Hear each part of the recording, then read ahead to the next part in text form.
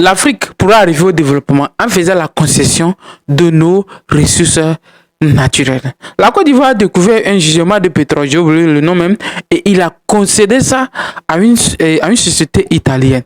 Comment je peux découvrir à l'heure actuelle où tout le monde se bat pour avoir de l'argent, pour se développer, pour pouvoir économiser de l'argent pour des générations futures, nos pays sont dans une situation de néocolonialisme qui continue.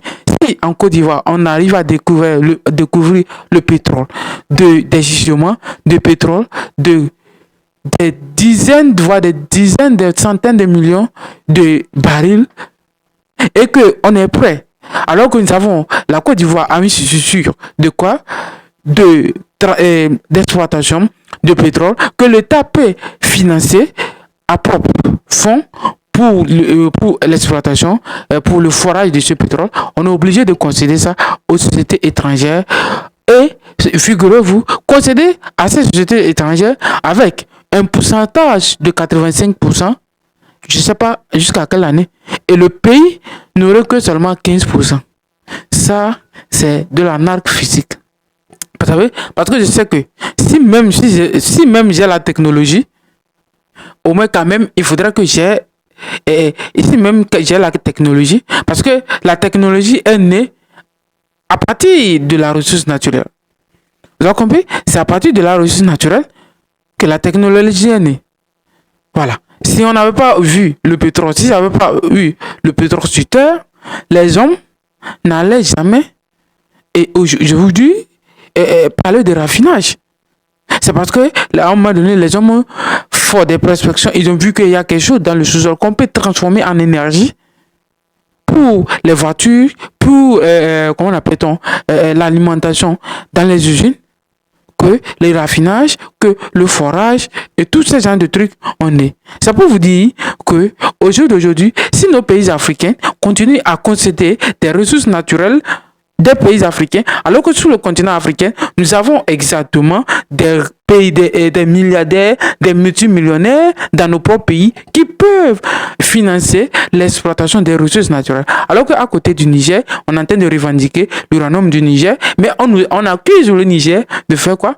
De retirer, de voler l'uranium de la France. On dirait que cet uranium a été exporté sous le sol de la France. Et c'est la question la plus aberrante, et c'est la situation la plus aberrante que je n'ai jamais compris dans l'histoire. Parce que vous n'allez jamais aller dans les pays arabes et voir qu'en Arabie Saoudite, au Koweït, au Qatar et beaucoup de pays concéder leurs ressources naturelles aux sociétés étrangères, et à plus forte raison que ces sociétés étrangères.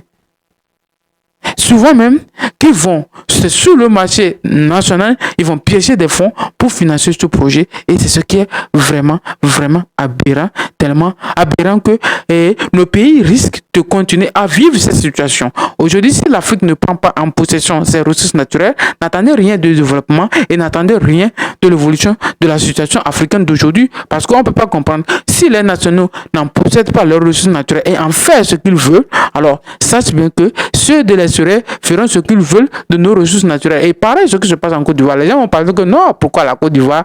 Non, la Côte d'Ivoire n'est pas riche, ni moins émergent. Aucun pays ouest-africain n'est dans le lot des pays émergents. Nous sommes tous des pays pauvres, des PPTE,